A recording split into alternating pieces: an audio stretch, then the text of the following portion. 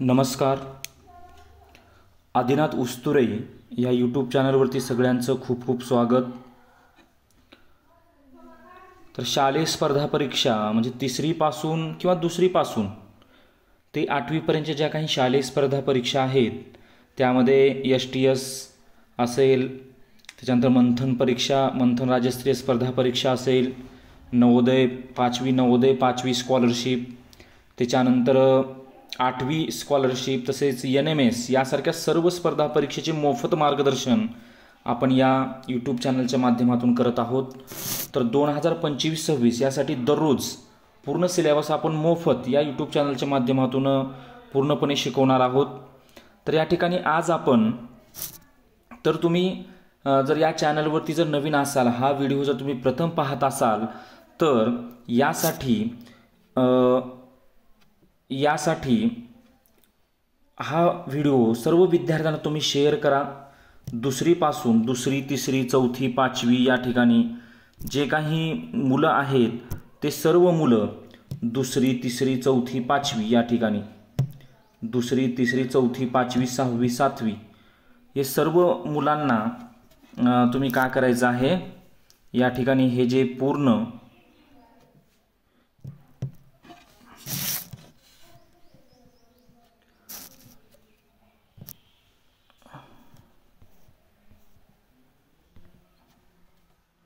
सहावी, 7वी, 8वी पर्यंत हे जे सर्व मुलं आहेत ते सर्व मुलांना या आपल्या क्लासबद्दल नक्की माहिती द्या. फक्त चॅनलला तुम्ही काय करायचं आहे, सबस्क्राईब करायचं आहे आणि दररोज या व्हिडिओच्या माध्यमातून तुम्ही हे पूर्ण जो अभ्यास आहे तो अभ्यास तुम्ही पूर्ण करायचा आहे. तर बघूया आज आपण पहिलं प्रकरण जे आहे संख्याचे प्रकार, प्रकरण पहिले संख्याचे प्रकार हे प्रकरण आपण आज पाहणार आहोत. बरोबर आहे, काय पाहणार आहोत? प्रकरण पहिले संख्याचे प्रकार. चला बघूया. आता संख्याचे प्रकार हे प्रकरण सर्वच वर्गासाठी, म्हणजे कोणत्या वर्गासाठी? तिसरीपासून पुढे सर्वच वर्गासाठी हे प्रकरण अतिशय उपयोगी आहे. मग त्याच्यामध्ये मंथन, STS सारख्या सर्व स्पर्धा परीक्षा असतील. बघूया. बघा, पहिला जो प्रश्न आहे तो म्हणजे नैसर्गिक संख्या म्हणजे काय. या ठिकाणी पहिलं प्रकरण आहे नैसर्गिक संख्या म्हणजे काय. आता नैसर्गिक संख्या म्हणजे काय, तर पहिली संख्याचे प्रकारामधला हा पहिला प्रकार नैसर्गिक संख्या. तर नैसर्गिक संख्या म्हणजे काय बघा, आपण ज्या दररोज दैनंदिन ज्या संख्या वापरतो 1 पासून 1, 2, 3, 4, 5 अशा पद्धतीनं अनंत संख्या 1, 2, 3, 4, 5, 6, 7 या प्रकारे ज्या आपण संख्या वापरतो त्यांना नैसर्गिक संख्या असे म्हणतात. काय म्हणतात? नैसर्गिक संख्या. म्हणजे दैनंदिन जीवनामध्ये आपण ज्या संख्या वापरतो त्याला नैसर्गिक संख्या असे म्हणतात. आपल्या दैनंदिन जीवनामध्ये आपण ज्या संख्या वापरतो त्याला का म्हटलं जातंय? नैसर्गिक संख्या असं म्हटलं जातं. बरोबर आहे. म्हणजे 1, 2, 3, 4, 5 या प्रकारच्या संख्यांना का म्हटलं जातंय? नैसर्गिक संख्या. दररोजच्या म्हणजे 1 पासून पुढे असणाऱ्या सर्व संख्यांना नैसर्गिक संख्या असं म्हटलं जाते. 1 पासून पुढे असणाऱ्या सर्व संख्यांना का म्हटलं जातं? नैसर्गिक संख्या असं म्हटलं जातं या ठिकाणी.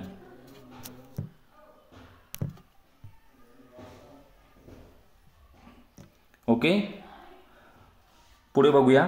तर नैसर्गिक संख्या हा प्रकार तुम्हाला कळाला असेल की 1 पासून पुढे असणाऱ्या सर्व संख्यांना नैसर्गिक संख्या असे म्हणतात. आता फक्त इथं 5 लिहिलेलं आहे, पुढे टिंब केलेला आहे. याचा अर्थ काय? पुढे 5, 6, 7, 8, पुन्हा पुढे 100 पुढे 101, 102, 103, 104 या प्रकारच्या सर्व संख्यांना नैसर्गिक संख्या असं म्हटलं जातं. यानंतर आपण पुढचा प्रकार बघूया. आता या ठिकाणी खूप महत्त्वाचे मुद्दे आहेत नैसर्गिक संख्येमध्ये. बघा, पहिल्या प्रकारचा जो मुद्दा आहे तो मुद्दा म्हणजे या ठिकाणी दिलेला आहे बघा मुद्दा. तर बघा, हा पहिल्या प्रकारचा मुद्दा आहे नैसर्गिक संख्या अनंत आहेत. काय आहेत? नैसर्गिक संख्या अनंत आहेत. अनंत. बरोबर आहे. ह्याच्यामध्ये खूप शब्द बऱ्याच वेळेस परीक्षेमध्ये हा प्रश्न पडलेला आहे. अनंत हा जो शब्द आहे हा शब्द खूप महत्त्वाचा. अनंत या शब्दाचा अर्थ काय? जे आपण मोजू शकत नाही. म्हणजे नैसर्गिक संख्या किती आहेत असा जर प्रश्न आपल्याला जर विचारला तर नैसर्गिक संख्या किती आहे त्याचं एक्झॅक्टली उत्तर आपण देऊ शकत नाही. म्हणजे ते किती आहेत? अनंत आहेत. दुसरा मुद्दा बघा, नैसर्गिक संख्यांनाच मोज संख्या असे म्हणतात. नैसर्गिक संख्यांनाच काय म्हटलं जातं? मोज संख्या असं म्हटलं जातं. तसेच अजून एक शब्द आहे बघा, गणनावाचक. अजून एक शब्द आहे गणनावाचक संख्या. नैसर्गिक संख्यांनाच गणनावाचक संख्या असे सुद्धा म्हटलं जातं. त्याच्यानंतर पुढची संख्या बघा, 0 ही नैसर्गिक संख्या नाही. मी तुम्हाला काय म्हटलं की 0 ही नैसर्गिक संख्या नाही. म्हणजे नैसर्गिक संख्या कुठून चालू होतात? 1 पासून पुढे, 1च्या पुढे नैसर्गिक संख्या चालू होतात. म्हणजे 0 ही नैसर्गिक संख्या नाही. त्याच्यानंतर बघा पुढचा प्रकार, ऋण संख्या या नैसर्गिक संख्या नसतात. म्हणजे या ठिकाणी बघा असा प्रश्न लिहिला, ऋण संख्या म्हणजे -2, -4 या ऋण संख्या ज्या आहेत त्या नैसर्गिक संख्या नसतात. सर्वात लहान नैसर्गिक संख्या कोण आहे? 1. म्हणजे 1 ही सर्वात लहान नैसर्गिक संख्या आहे. 1 ही काय आहे? सर्वात लहान नैसर्गिक संख्या आहे. सर्वात मोठी नैसर्गिक संख्या सांगता येत नाही. सर्वात मोठी नैसर्गिक संख्या का होत नाही? सांगता येत नाही. कारण नैसर्गिक संख्या अनंत आहेत. बरोबर आहे.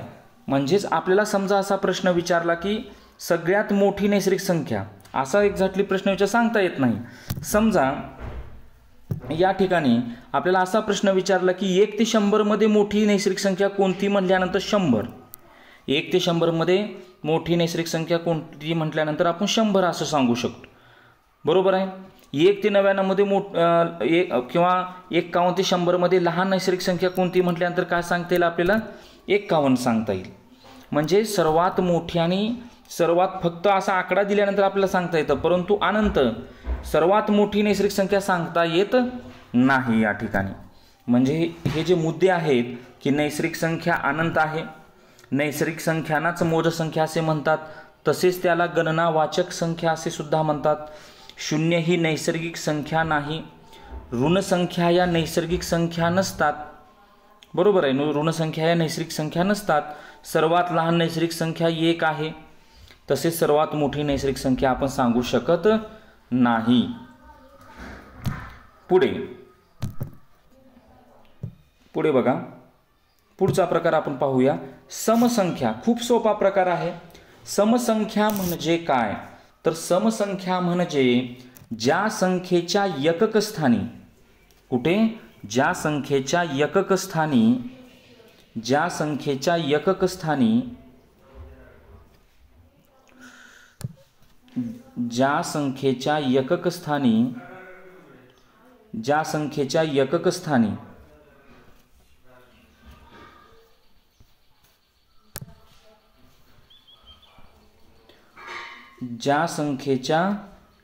स्थानी कोणकोणते अंक पाहिजेत आपल्याला? एकक स्थानी 0, त्याच्यानंतर 2, 4, 6, 8. ज्या संख्येच्या एकक स्थानी 0, 2, 4, 6, 8 यापैकी एखादा अंक असतो. यापैकी काय असतो? एखादा अंक असतो, त्याला समसंख्या असं म्हटलं जातं. काय म्हटलं जातं? समसंख्या असं म्हटलं जातं. ज्या संख्येच्या एकक स्थानी 0, 2, 4, 6, 8 यापैकी एखादा अंक असतो त्याला समसंख्या असं म्हटलं जातं. समसंख्या. ओके. तर समसंख्या म्हणजे काय तुम्हाला समजलेलं असेल की ज्या संख्येच्या एकक स्थानी 0, 2, 4, 6, 8 यापैकी एखादा अंक असतो त्याला समसंख्या असं म्हटलं जातं. आता 1 ते 100 मध्ये किती समसंख्या आहेत आपल्याला माहीतच असेल की 1 ते 100 मध्ये किती समसंख्या आहेत. तर 1 ते 100 मध्ये या ठिकाणी 50 समसंख्या आहेत. 1 ते 100 मध्ये किती समसंख्या आहेत? 50 समसंख्या आहेत. लक्षात ठेवा. 1 ते 100 मध्ये 50 समसंख्या आहेत या ठिकाणी आणि खूप सोपा प्रकार आहे समसंख्येचा. मग कसं लक्षात ठेवायचं? 1 ते 100 मध्ये 2, 4, 6, 8, 10, त्याच्यानंतर 12, त्याच्यानंतर 14, 16, 18, 20, 22, 24, 26, 28, 30, 32, त्याच्यानंतर 34, 36, 38 अशा पद्धतीनं तुम्ही या ठिकाणी ह्या ज्या संख्या आहेत या संख्या तुम्ही अशा पद्धतीनं तुम्ही लिहू शकता. खूप सोपा प्रकार की प्रत्येक संख्येच्या एकक स्थानी काय आलं पाहिजे? 0, 2, 4, 6, 8 या पद्धतीनं आलं पाहिजे. आता पुढच्या संख्या तुम्हाला समजलं असेल की तुम्ही ती स्वतःहून लिहू शकता. म्हणजे समसंख्या म्हणजे काय की ज्या संख्येच्या एकक स्थानी 0, 2, 4, 6, 8 0, 2, 4, 6, 8 0, 2, 4, 6, 8 यापैकी एखादा अंक असतो त्याला समसंख्या असं म्हटलं जातं. आता आपण पुढचा प्रकार घेऊया. बघा समसंख्येचा पुढचा प्रकार विषम संख्या म्हणजे काय? आता विषम संख्या आणि समसंख्या हा दोन्ही प्रकार खूप सोपा आणि एकमेकावर आधारित. तर विषम संख्या म्हणजे काय? तर या ठिकाणी एकक स्थानी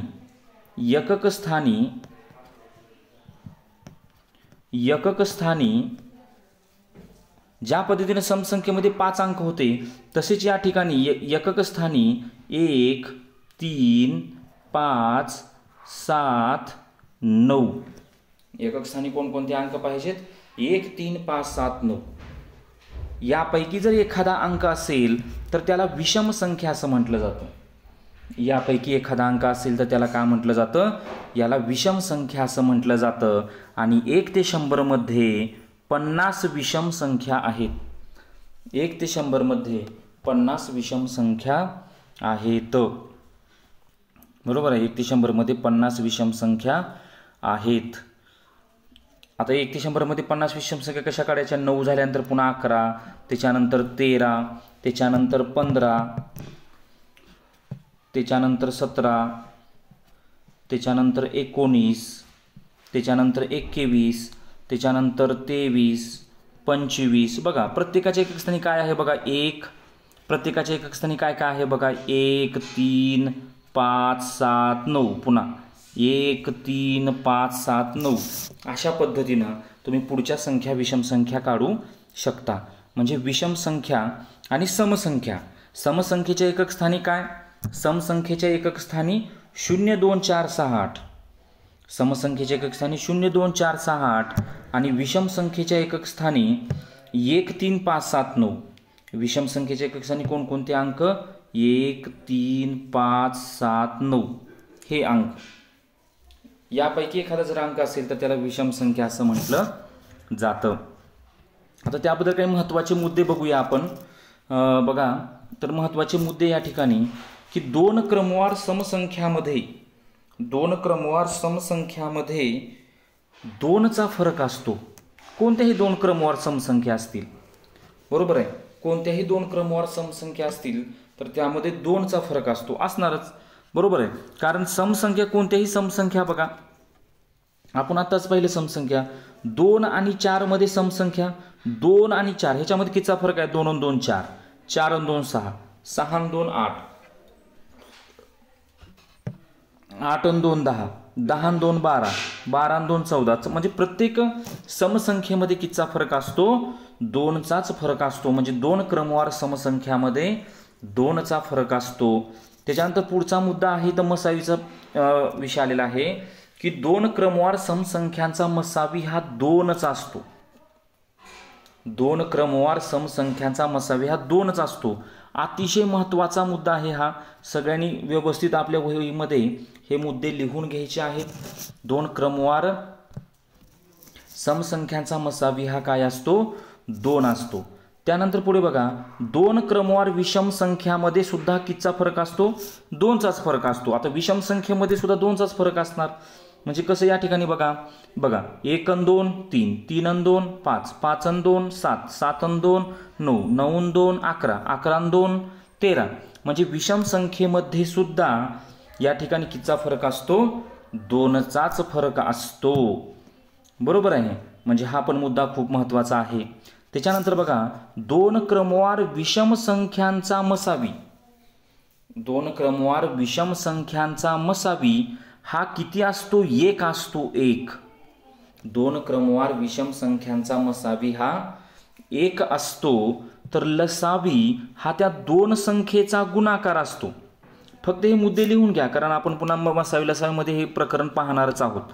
बरोबर आहे. म्हणजे कशा पद्धतीनं मसावी असतो आणि कशा पद्धतीनं लसावी असतो. म्हणजे विषम क्रमवार पाहिजे, पण त्या 2 संख्या कशा पाहिजेत? क्रमवार पाहिजेत. क्रमवार. एवढं एक लक्षात ठेवा. बरोबर आहे. कशा पाहिजेत? क्रमवार पाहिजेत. म्हणजे हे जे मुद्दे आहेत सम आणि विषम संख्येबद्दल, हे अतिशय महत्त्वाचे मुद्दे आहेत की 2 क्रमवार संख्येमध्ये 2चा फरक असतो. 2 क्रमवार समसंख्यांचा मसावी हा 2 असतो. 2 क्रमवार विषम संख्येमध्ये 2चा फरक असतो. तसेच 2 क्रमवार विषम संख्यांचा मसावी 1 असतो. तर लसावी हा त्या 2 संख्येचा काय असतो? गुणाकार असतो. ओके. तर या ठिकाणी याच्या पुढचा आपण घटक घेऊया. आता हे झाले सम आणि विषम संख्या. आणि पुढचा जो घटक आहे तो म्हणजे मूळ संख्या. मूळ संख्या म्हणजे काय? अतिशय महत्त्वाचा घटक की मूळ संख्या म्हणजे काय. या ठिकाणी बघा, तर मूळ संख्या म्हणजे काय की ज्या संख्येला, बघा, ज्या संख्येला काय होतं? फक्त त्याच संख्येने भाग जातो. ज्या संख्येला फक्त त्याच संख्येने भाग जातो. त्याच संख्येने भाग जातो. इतर कोणत्याही संख्येने भाग जात नाही. बघा, फक्त त्याच संख्येने भाग जातो. त्याच संख्येने भाग जातो. इतर कोणत्याही संख्येने भाग जात नाही.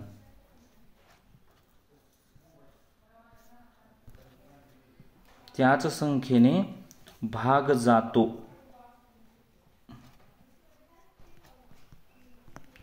इतर कोणत्याही संख्येने भाग जात नाही. त्याला मूळ संख्या असे म्हणतात. इतर कोणत्याही संख्येने भाग जात नाही.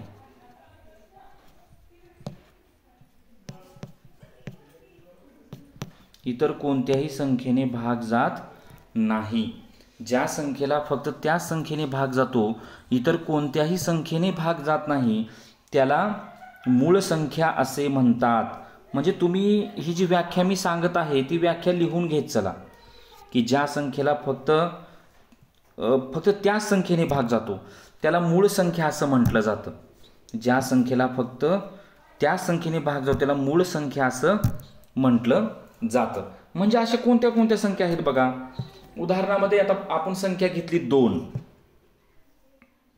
बरोबर आहे. कोणती संख्या घेतली? 2 संख्या घेतली. 2.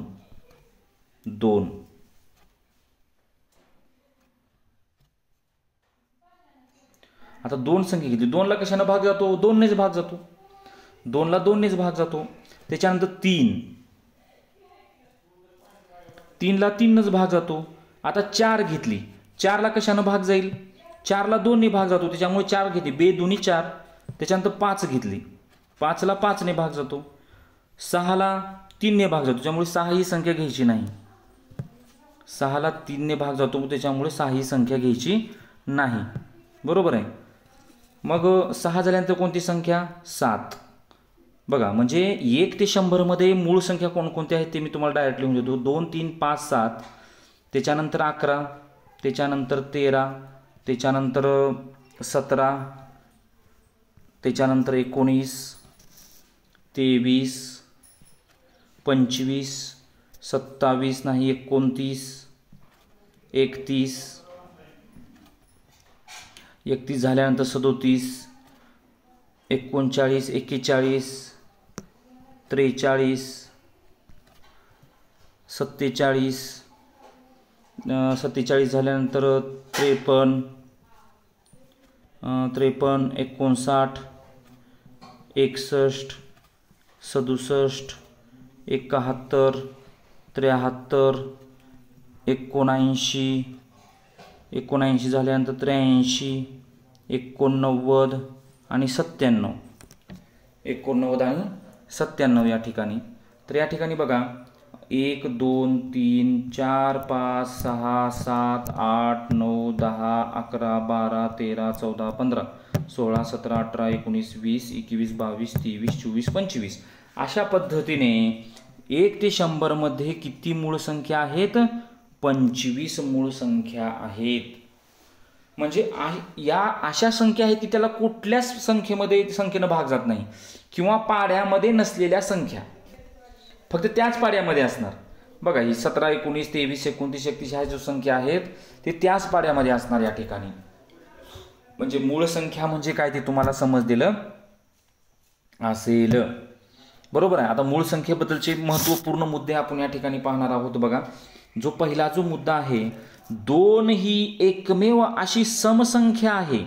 बऱ्याच वेळेस परीक्षेमध्ये प्रश्न पडलेला आहे. STS असेल, स्कॉलरशिप, नवोदय, कोणतीही परीक्षा असेल आणि आपण आपल्या यूट्यूब चॅनलच्या माध्यमातून 5वी स्कॉलरशिप इंग्रजीचे अनेक व्हिडिओ आपण तयार केलेले आहेत, 8वी स्कॉलरशिपचे तयार केलेले आहेत आणि ते फक्त मोफत आहेत यूट्यूबवरती. त्या ठिकाणी तुम्हाला कोणतेही चार्जेस नाही आहेत. आपलं जे चॅनल आहे ते चॅनल आदिनाथ उस्तुरे ADINATH आदिनाथ उस्तुरे हे आपलं यूट्यूब चॅनल आहे. आणि त्या ठिकाणी त्या यूट्यूब चॅनलमध्ये गेल्यानंतर प्लेलिस्टमध्ये जायचं. प्लेलिस्टमध्ये त्या ठिकाणी 5वी स्कॉलरशिप 2025-26, 8वी स्कॉलरशिप 2025-26 अशा प्रकारची जी प्लेलिस्ट आहे त्या प्लेलिस्टमध्ये गेल्यानंतर तुम्हाला वेगवेगळे व्हिडिओ इंग्रजीचे दिसतील या ठिकाणी. ओके, चला तर बघूया.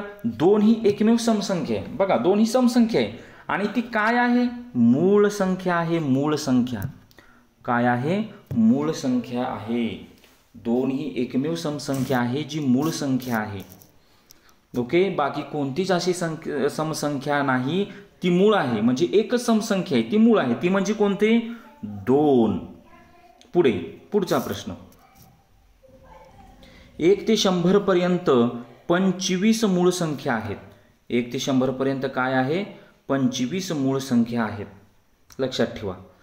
हा प्रश्न बऱ्याच वेळेस विचारलेला आहे. कधी कधी हा पण प्रश्न विचारलेला आहे. काय विचारलेला आहे? 1 ते 50 पर्यंत 15 मूळ संख्या आहेत. 1 ते 50 पर्यंत 15 मूळ संख्या आहेत.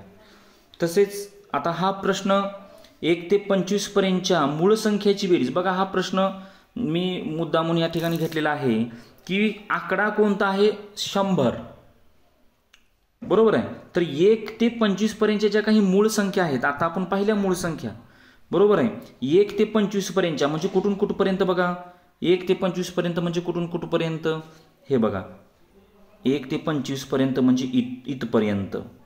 या सर्व ज्या काही बेरीज जर केली आपण तर त्याची बेरीज 100 येते. 100. किती बेरीज येते? 100 बेरीज येते. बरोबर आहे. तर किती बेरीज येते? 100 बेरीज येते या ठिकाणी. ओके, 100 बेरीज येते. आता बघा पुढे. आणि पुढचा मुद्दा बघा 1 ते 100 पर्यंतच्या म्हणजे 1 ते 100 पर्यंतच्या ज्या काही 25 मूळ संख्या आहेत त्या सर्व मूळ संख्यांची बेरीज 1060. 1060 म्हणजे ही 2 बेरजा लक्षात ठेवा. म्हणजे इथं काय तुम्हाला समजा डायरेक्ट परीक्षेमध्ये जर प्रश्न आला 1 ते 25 पर्यंतच्या मूळ संख्येची बेरीज किती म्हणले की 100 म्हणायचं आणि 1 ते 100 पर्यंतच्या सर्वच मूळ संख्येची बेरीज किती म्हटल्यानंतर 1060. म्हणजे हे खूप महत्त्वाचे मुद्दे या ठिकाणी मी काढलेले आहेत. स्वतः अभ्यास करून या ठिकाणी काढलेले आहेत. त्याच्यामुळे लक्षात ठेवा की हे मुद्दे अतिशय महत्त्वाचे आहेत. आपल्या वहीमध्ये ते तुम्ही लिहून घ्यायचं आहे. पुढचा प्रश्न. आणि हा मूळ संख्येचाच उपप्रकार आहे किंवा त्याला भाऊ म्हणा तुम्ही, त्याला छोटासा भाऊ. ओके, की जोडमूळ संख्या म्हणजे काय? बरोबर आहे. जोडमूळ संख्या म्हणजे काय? बघा आता तुम्हाला जर चॅनल हे नवीन असेल, तुम्ही नवीन असाल तर चॅनलला फक्त तुम्ही सबस्क्राईब करायचं आहे. आणि आपण एक व्हॉट्सअपचा ग्रुप पण तयार केलेला आहे. त्या व्हॉट्सअपच्या ग्रुपमध्ये जर तुम्हाला ॲड व्हायचं असेल तर ती खाली दिलेली लिंकवर तुम्ही त्या ठिकाणी काय करायचं आहे? क्लिक करायचं आहे. तुम्ही त्या व्हॉट्सअप ग्रुपमध्ये आपोआप तुम्ही त्या ठिकाणी ॲड व्हाल. तर बघा जोडमूळ संख्या म्हणजे काय? तर जोडमूळ संख्या म्हणजे काय बघा, तर या ठिकाणी जोडमूळ संख्या म्हणजे काय? आता जे आपण मूळ संख्या पाहिल्या, बघूया आपण डबल मूळ संख्येकडे जाऊया. चला ह्या मूळ संख्येकडे. आता या मूळ संख्येमध्ये बघायचं की किती मूळ संख्यामध्ये 2चा फरक आहे. आता 2 आणि 3 मध्ये कितीचा फरक आहे? 1चाच फरक आहे. 3 आणि 5 मध्ये बघा 2चा फरक आहे, म्हणजे हो ही एक मूळ संख्या झाली. आता 5 आणि 7 मध्ये 2चा फरक आहे, म्हणजे 5 आणि 7 5 आणि 2 7 ही मूळ संख्या झाली. आता 7 आणि 11 मध्ये 4चा फरक येतो, 7 आणि 4 11. परंतु 11 आणि 13 मध्ये 2चा फरक आहे, 11 आणि 2 13. 13 आणि 17 मध्ये 2चा फरक येतो का? नाही. 13 आणि 4 17. 17 आणि 4 19. बरोबर आहे का? 29 आणि 2 31. 41 आणि 2 43. बरोबर आहे. 59 आणि 2 61. 71 आणि 2 73. म्हणजे अशा पद्धतीनं की जोडमूळ संख्या म्हणजे काय? की मूळ संख्येमध्ये, कशामध्ये? मूळ संख्येमध्ये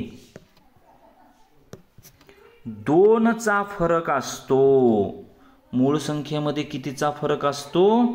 2चा फरक असतो. 2चा मूळ संख्येमध्ये 2चा फरक असतो या ठिकाणी. अशा पद्धतीने मूळ संख्येमध्ये 2चा फरक असतो. बरोबर आहे. अशा संख्यांना काय म्हटलं जातं? जोडमूळ संख्या असं म्हटलं जातं. समजलेलं असेल. आता आपण मूळ संख्येच्या जोड्या एकदा डबल एकदा लिहूया. ओके, मूळ संख्येच्या जोड्या एकदा डबल एकदा लिहूया. या ठिकाणी बघा 3 5 3 5. ओके, त्याच्यानंतर 5 7, त्याच्यानंतर 11 13, त्याच्यानंतर 17 19. 17 19 झाल्यानंतर पुन्हा काय? 29 31. त्याच्यानंतर 29 31 झाल्यानंतर 41 43. 59 61. 71 73. बघा किती झाल्या? किती जोड्या झाल्या बघा या ठिकाणी? 1 2 3 4 5 6 7 8. म्हणजे 1 ते 100 मध्ये जोडमूळ संख्याच्या 8 जोड्या आहेत. 1 ते 100 मध्ये जोडमूळ संख्याच्या किती जोड्या आहेत?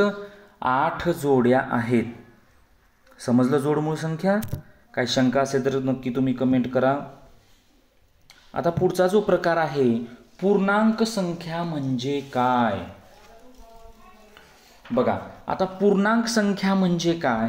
ह्याच्यामध्ये 3 संख्या येतात. पहिली म्हणजे ह्याच्यामध्ये 3 प्रकारच्या संख्या येतात या ठिकाणी. किती प्रकारच्या संख्या येतात? 3 प्रकारच्या संख्या येतात. 3 प्रकारच्या. बघा पहिली म्हणजे धनसंख्या. पहिली म्हणजे कुठली संख्या? धनसंख्या. त्यानंतर ऋण संख्या आणि शून्य. आणि काय? शून्य. धनसंख्या, ऋणसंख्या, शून्य संख्या. म्हणजे 3 संख्याचा जो समूह आहे, हा समूह मिळून काय तयार होतो? पूर्णांक संख्या तयार होतो. आता हे मग तिघाचा समावेश कसा करायचा बघा? हे झालं शून्य. इकडे धनसंख्या 1 2 3 4 5, पुढे टिंब टिंब टिंब या ठिकाणी. इकडे -1 -2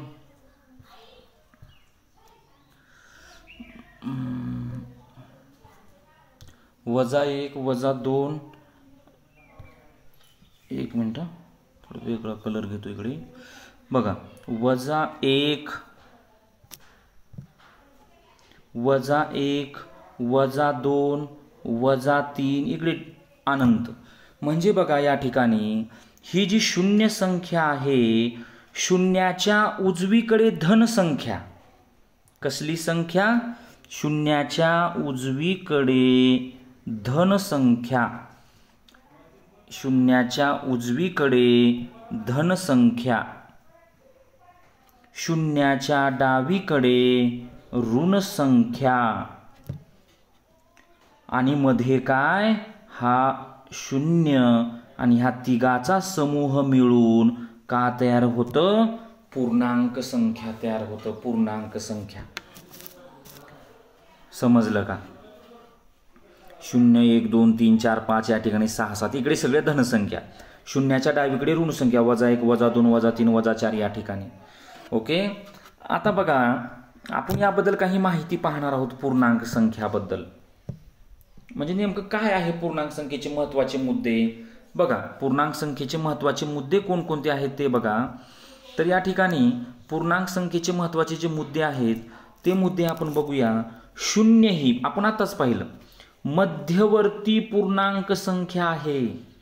शून्य ही काय आहे बरोबर आहे का मध्यवर्ती समजत आहे का शून्य ही कसली संख्या आहे मध्यवर्ती मध्येच आहे धन आणि ऋण संख्येच्या मध्ये आहे म्हणजे शून्य ही काय आहे मध्यवर्ती ऋण पूर्णांक संख्या आहे मध्यवर्ती शून्य ही मध्यवर्ती पूर्णांक संख्या आहे। आता बघा पुढचा मुद्दा तर अतिशय महत्त्वाचा आहे कसा सर्वात लहान किंवा सर्वात मोठी पूर्णांक संख्या सांगता येत नाही म्हणजे ह्याच्यामध्ये सगळ्यात लहान किंवा सर्वात मोठी पूर्णांक संख्या सांगता येत नाही कसं काय डबल एकदा आपण त्या पूर्णांक संख्येवरती जाऊया डबल एकदा इथं बघा आता सर्वात लहान आणि सर्वात मोठी आता आपण काय म्हणतो धन संख्या इथं 1 पासून चालू होतात धन कोणती पहिली संख्या 1 बरोबर आहे। आता 1 पेक्षा लहान कोणतं 0 0 पेक्षा लहान कोणतं -1 -1 पेक्षा लहान कोणतं -2 मग ही लहान संख्या सांगता येईल का अजिबात सांगता येणार नाही। मोठी संख्या 5 च्या पेक्षा मोठं कोणतं 6 6 इकडे तर नैसर्गिक संख्या अनंत असतात बरोबर आहे।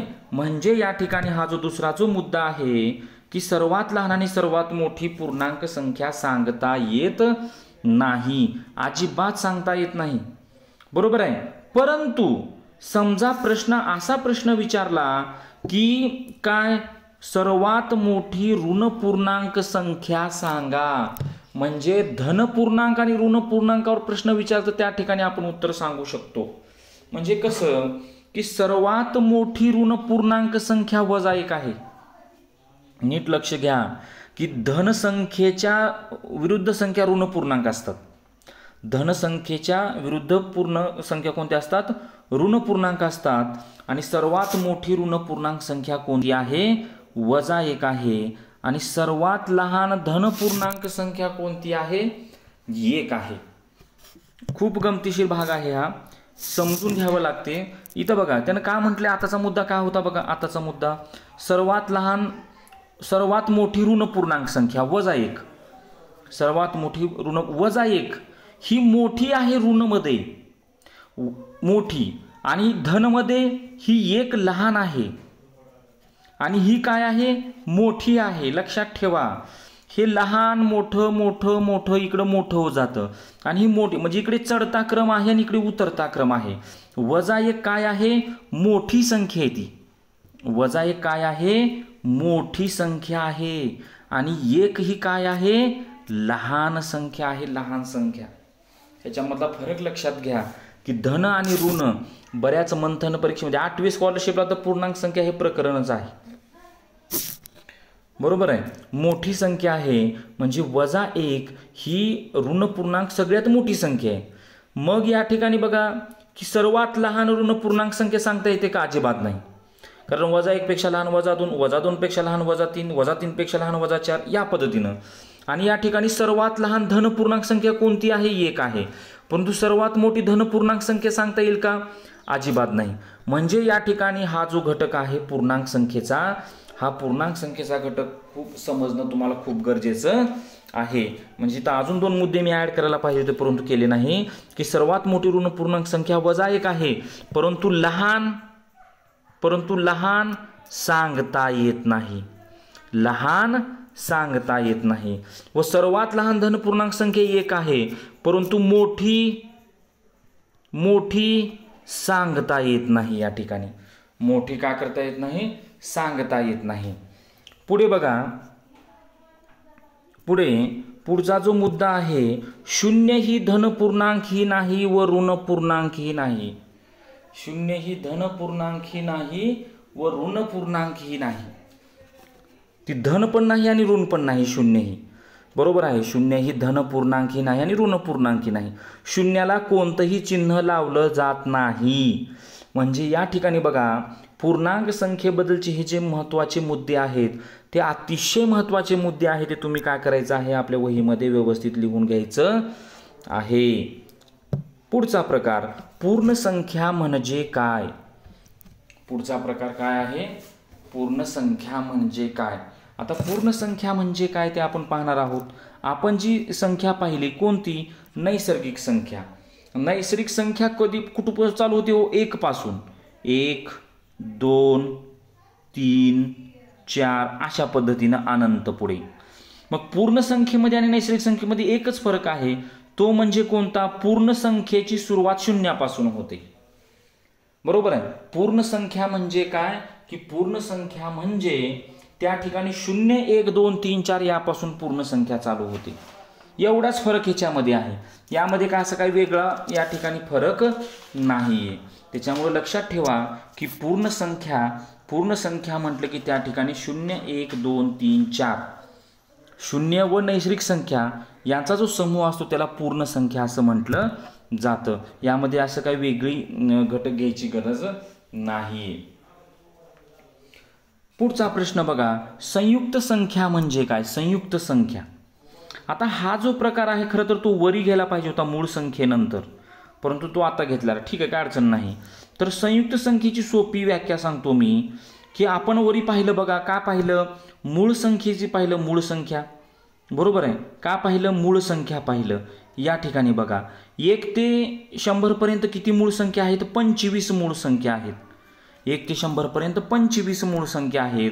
मग तेच आता इथं संयुक्त संख्येला घटक मी त्या ठिकाणी आधार घेणार आहे की संयुक्त संख्या म्हणजे काय? की मूळ संख्या सोडून काय? मूळ संख्या सोडून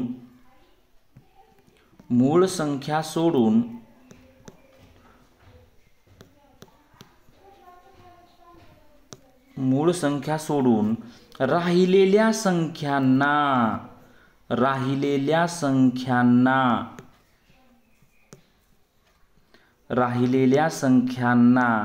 का म्हटलं जातं? संयुक्त संख्या असं म्हटलं जातं. मूळ संख्या सोडून राहिलेल्या संख्यांना संयुक्त संख्या असं म्हटलं जातं. संयुक्त संख्या. आता मूळ संख्या किती आहे? मूळ संख्या किती आहे त्या ठिकाणी? मूळ संख्या आहेत 25. मूळ संख्या किती आहेत? 25 आहेत. बरोबर आहे. आता उदाहरणामध्ये लक्षात ठेवा की 100 मधून 25 या ठिकाणी वजा केलं.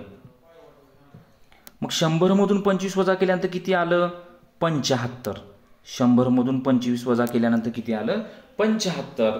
म्हणजे मग मूळ संयुक्त संख्या 75 आहेत का? अजिबात नाही. मग काय? एक मुद्दा या ठिकाणी वाचा. पहिला मुद्दा बघा, 0 व 1 या संख्या मूळ संख्या ही नाहीत व संयुक्त संख्या ही नाहीत. म्हणजे या ठिकाणी की 75 संयुक्त संख्येमधून 1 वजा केलं म्हणजे राहिलं काय? 74. राहिलं काय? 74.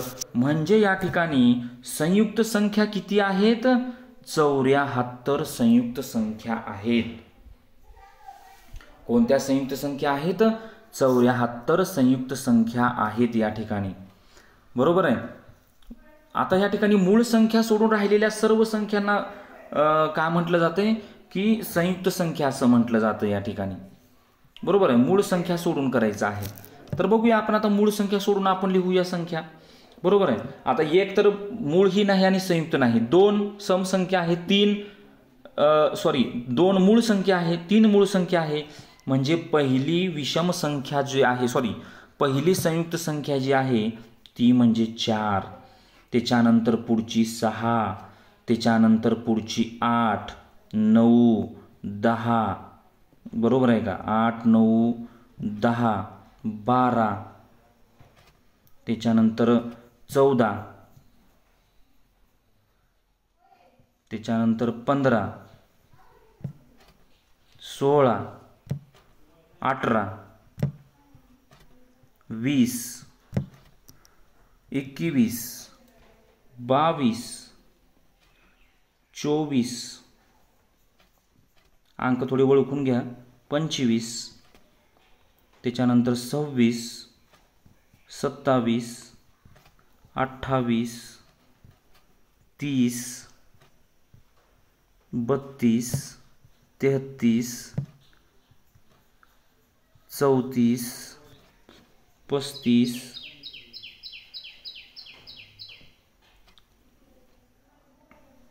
36, 37, 37 नाही, सॉरी 37 नाही,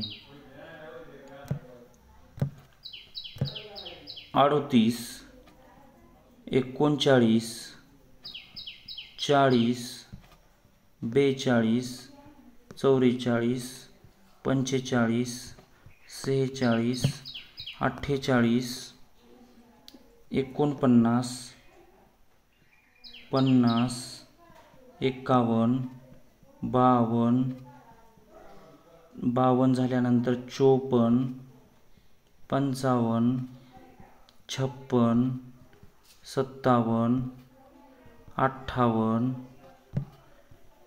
58 झाल्यानंतर 60, 60 झाल्यानंतर 62,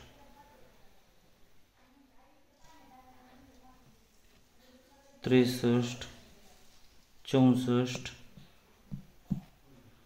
65, 66, 68, 69, 70, 72, 74, त्याच्यानंतर 75, 76, 77, 78, 80, 81 पासून ते 81, 82, 84, 85, 86, 86, त्याच्यानंतर आता या ठिकाणी मी इथे ॲडजस्ट करेन, तर व्याख्या तुम्ही लिहिलेलीच असेल.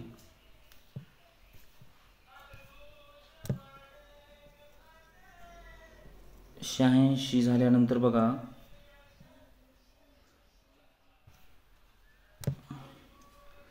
87, 88, 90 आणि पुढे 91 पासून ते बरं लिहितोच मी पूर्ण 92, 93, 94, 95, 96, 98, 99 आणि 100 अशा पद्धतीने या संयुक्त संख्या आहेत. आणि त्या किती संयुक्त संख्या आहेत? 74 संयुक्त संख्या आहेत. बघा, म्हणजे अशा पद्धतीच्या संयुक्त संख्या. तर पुढे बघा त्याचे मुद्दे. तर आताच आपण पाहिलं की या ठिकाणी 0 व 1 ही मूळ संख्याही नाही आणि संयुक्त संख्याही नाही. पहिली संयुक्त संख्या कोणती? 4. पहिली संयुक्त संख्या कोणती? 4. आता 1 ते 100चा विचार केला तर शेवटची संयुक्त संख्या कोणती? 99, म्हणजे 2 अंकी. समजा दुसरी जर म्हणली तर 100 येणार या ठिकाणी. तर 1 ते 100 मध्ये किती संयुक्त संख्या आहेत? 74 संयुक्त संख्या आहेत. ओके, या ठिकाणी बघा. आता पुढचा आपण प्रश्न घेऊया. विरुद्ध संख्या म्हणजे काय? तर विरुद्ध संख्या म्हणजे की ज्या दोन संख्येची बेरीज 0 येते. बघा, ज्या दोन संख्येची बेरीज काय येते? 0, त्याला विरुद्ध संख्या असे म्हणतात. म्हणजेच विरुद्ध म्हणजे अधिकचं विरुद्ध काय येणार? वजा. अधिकचं विरुद्ध काय येणार? वजा. म्हणजे विरुद्ध संख्या म्हणजे काय? की ज्या दोन संख्येची बेरीज 0 येते. उदाहरणामध्ये बघा, 5 अधिक वजा 5, 5 अधिक वजा 5 या ठिकाणी 5 अधिक वजा 5. आता ह्या दोन चिन्हाचं काय होतं? अधिक वजा वजा होतं. आणि 5 मधून 5 गेले 0 राहिले, 5 मधून 5 गेले 0 राहिले. म्हणजे यालाच काय म्हटलं जातं, विरुद्ध संख्या. की ज्या दोन संख्याची बेरीज 0 येते त्याला विरुद्ध संख्या असे म्हटलं जातं. पुढचा प्रकार, परिमेय संख्या म्हणजे काय? परिमेय संख्या म्हणजे काय? आता परिमेय संख्या म्हणजे काय बघा, तर या ठिकाणी की परिमेय संख्या म्हणजे काय, त्याची काय व्याख्या खूप मोठी असं पुस्तकामध्ये दिलेली असते. पण सरळ साधी सोपी व्याख्या तुम्हाला सांगतो की ज्या प्रश्नाचं उत्तर येतं, उत्तर काय येतं, उत्तर येतं, त्याला परिमेय संख्या असं म्हटलं जातं. म्हणजे कसं बघा, उदाहरणामध्ये कोणतीही सर्व संख्या, सर्व धनसंख्या 1 2 3 4 5 हे सगळ्या परिमेय संख्या आहेत. आणि पुढचा प्रश्न आहे काय, अपरिमेय संख्या. ह्या दोन प्रश्नाकडे नीट लक्ष द्या. उदाहरणामध्ये बघा, उदाहरणामध्ये मी लिहिलं वर्गमुळात 4. काय लिहिलं, वर्गमुळात 4. मग वर्गमुळात 4चं उत्तर काय येईल, 2. म्हणजे वर्गमुळात 4 ही काय झाली, परिमेय संख्या झाली. परंतु समजा मी लिहिलं काय, मी लिहिलं वर्गमुळात 15. काय लिहिलं, वर्गमुळात 15. मग वर्गमुळात 15चं वर्गमूळ निघेल का, अजिबात निघणार नाही. ही झाली अपरिमेय संख्या. म्हणजे ज्या प्रश्नाचं उत्तर निघतंय त्याला परिमेय संख्या असं म्हटलं जातं, आणि ज्या प्रश्नाचं उत्तर निघत नाही त्याला अपरिमेय संख्या असं म्हटलं जातं. ज्या प्रश्नाचं उत्तर निघतंय त्याला परिमेय संख्या असं म्हटलं जातं, आणि ज्या प्रश्नाचं उत्तर निघतच नाही त्याला अपरिमेय संख्या असं म्हटलं जातं. आता परिमेय संख्येमध्ये, या परिमेय संख्येमध्ये बघा, सर्व संख्या -4 ही परिमेय संख्या आहे, बरोबर आहे. त्याच्यानंतर -4/9 ही परिमेय संख्या आहे, जर भाग गेला पाहिजे. 0 ही परिमेय संख्या आहे, बरोबर आहे. त्याच्यानंतर 5/6 ही सुद्धा परिमेय संख्या आहे. म्हणजे भाग जातो, परंतु समजा भागच नाही गेला तर त्याला अपरिमेय संख्या असं म्हटलं जातं. आणि त्याच्यामध्ये शेवटचा प्रश्न जो आहे तो म्हणजे वास्तव संख्या. वास्तव संख्या म्हणजे काय, आत्ताच आपण पाहिलं, काय पाहिलं की परिमेय व अपरिमेय, परिमेय व अपरिमेय संख्याचा जो समूह आहे या दोघांच्या संख्याला मिळून का म्हटलं जातंय, वास्तव संख्या असं म्हटलं जातंय. का म्हटलं जातंय, वास्तव संख्या असं म्हटलं जातं. अशा पद्धतीनं संख्याचे प्रकार हा घटक तुम्हाला नक्कीच चांगल्या पद्धतीनं समजलेला असेल, बरोबर आहे. आपण डबल एकदा रिव्हिजन करूया. पहिलं नैसर्गिक संख्या पाहिलं. नैसर्गिक संख्या म्हणजे काय की 1 2 3 4 5 6 7 अशा प्रकारच्या संख्यांना नैसर्गिक संख्या असे म्हणतात. त्याबद्दलचे मुद्दे आपण सर्व पाहिले. नैसर्गिक संख्या अनंत आहेत, नैसर्गिक संख्यांनाच मोज संख्या असे म्हणतात. 0 ही नैसर्गिक संख्या नाही, ऋण संख्या ही नैसर्गिक संख्या नसतात. सर्वात लहान नैसर्गिक संख्या ही 1 आहे, सर्वात मोठी नैसर्गिक संख्या सांगता येत नाही. त्यानंतर आपण समसंख्या पाहिलं. त्याच्यामध्ये 5 अंक लक्षात ठेवायचे, 0 2 4 6 8. जरी एकक स्थानी आले तर त्याला समसंख्या असं म्हटलं जातं. आणि विषम संख्येच्या एकक स्थानी 1 3 5 7 9 1 ते 100 मध्ये 50 समसंख्या आणि 50 विषम संख्या आहेत. 2 क्रमवार समसंख्येमध्ये 2चा फरक असतो. 2 क्रमवार समसंख्यांचा मसावी हा 2 असतो. 2 क्रमवार विषम संख्यामध्ये सुद्धा 2चा फरक असतो. तर 2 क्रमवार विषम संख्यांचा मसावी हा 1, तर लसावी हा त्या 2 संख्येचा गुणाकार असतो. त्यानंतर आपण पुढचा प्रकार पाहिला, मूळ संख्या. मूळ संख्यामध्ये, मूळ संख्या म्हणजे काय, त्याला फक्त त्याच संख्येने भाग जातो, इतर कोणत्याही संख्येने भाग जात नाही, त्याला मूळ संख्या असं म्हटलं जातं, बरोबर आहे. आणि अशा एकूण किती मूळ संख्या आहेत, 25 मूळ संख्या आहेत. त्याच्यामध्ये बघा 2 3 5 7 11 13 17 19 23 29 31 37 41 43 44 47 53 59 60 61 67 71 73 79 89 एवढ्या मूळ संख्या आहेत. आणि मूळ संख्येबद्दलचे महत्त्वाचे वाक्य, 2 ही एकमेव समसंख्या आहे जी मूळ संख्या आहे, बाकी कोणतीच अशी समसंख्या नाही की ती मूळ आहे. 1 ते 100 मध्ये 25 मूळ संख्या आहेत. बघा 1 ते 100 मध्ये 25 मूळ संख्या आहेत. 1 ते 50 पर्यंत 15 मूळ संख्या आहेत. 1 ते 25 पर्यंतच्या मूळ संख्येची बेरीज 100 येते. 100 हा आकडा परीक्षेमध्ये येऊ शकतो. 1 ते 25 पर्यंतच्या ज्या काही मूळ संख्या आहेत त्यांची बेरीज 100 येते आणि सर्वच मूळ संख्येची बेरीज 1060. 1000 किती येते? 60 येते. पुढे बघा, जोड मूळ संख्या की ज्या दोन मूळ संख्येमध्ये 2चा फरक असतो अशा 8 जोड्या आहेत. 3, 5, 5, 7, 11, 13, 17, 19, 29, 31, 41, 43, 59, 61, 71, 73 अशा जोड मूळ संख्येच्या किती जोड्या आहेत? 8 जोड्या आहेत. पूर्णांक संख्या, धनसंख्या, ऋण संख्या, धनसंख्या, ऋण संख्या व शून्य मिळून पूर्णांक संख्या तयार होतात. शून्याच्या उजवीकडे धनसंख्या, शून्याच्या डावीकडे ऋण संख्या आणि मध्ये शून्य, याला पूर्णांक संख्या असं म्हटलं जातं. धनसंख्येमध्ये, धन पूर्णांक संख्येमध्ये सर्वात लहान पूर्णांक संख्या ही 1. धनसंख्येमध्ये सर्वात लहान पूर्णांक संख्या ही 1. सर्वात मोठी धन पूर्णांक संख्या सांगता येत नाही. तसेच ऋण पूर्णांक संख्येमध्ये -1 ही सर्वात मोठी परंतु सर्वात लहान ऋण पूर्णांक संख्या सांगता येत नाही. त्याबद्दलचे आपण इथं काही वाक्य घेतलेले होते. बघा, 0 ही पूर्णांक संख्या आहे. 0 ही काय आहे? पूर्णांक संख्या आहे. सर्वात लहान किंवा सर्वात मोठी पूर्ण संख्या सांगता येत नाही. सर्वात मोठी ऋण पूर्णांक संख्या कोण आहे? -1 आहे, परंतु लहान सांगता येत नाही. सर्वात लहान धन पूर्णांक संख्या कोणती आहे? 1 आहे, परंतु मोठी सांगता येत नाही. आणि 0 ही धन पूर्णांक ही नाही आणि ऋण पूर्णांक ही नाही. पूर्ण संख्यामध्ये की बाबा फक्त नैसर्गिक संख्याचा समूह व शून्य अशाच पद्धतीने या ठिकाणी काय केलेलं आहे? याला पूर्ण संख्या असं म्हटलेलं आहे. त्याच्यामध्ये काय असं वेगळी माहिती त्याच्यामध्ये घ्यायची गरज नाही. संयुक्त संख्या म्हणजे काय? की संयुक्त संख्या म्हणजे आपण पाहिलं की संयुक्त संख्या म्हणजे मूळ संख्या काढून टाकायच्या. मूळ सोडून राहिलेल्या संख्यांना संयुक्त संख्या असे म्हणतात. आणि त्या किती आहेत? 74 आहेत. त्या किती आहेत? 74 आहेत. आणि ते कोणकोणत्या आहेत?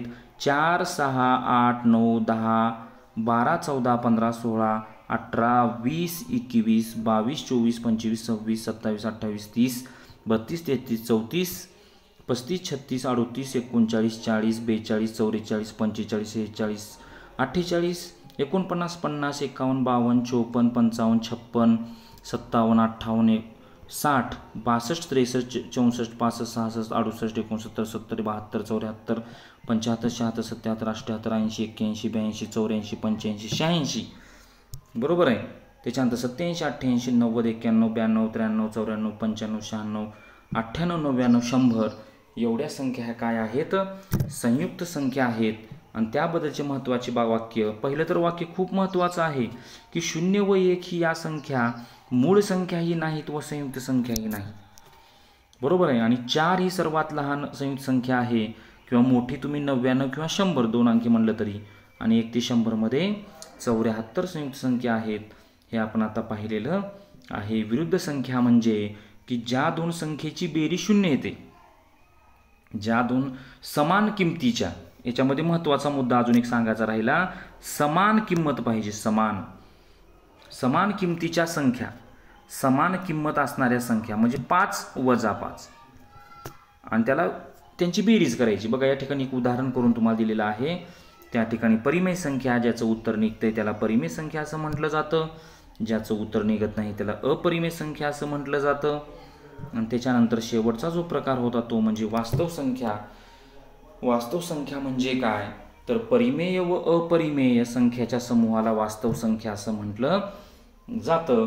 तर अशा पद्धतीनं पहिल्याचे प्रकरण आहे सर्व शालेय स्पर्धा परीक्षा, त्यामध्ये STS, नवोदय, स्कॉलरशिप, मंथन अशा सर्व परीक्षा यासाठी हे चॅनल तुम्ही काय करा? सबस्क्राईब करा.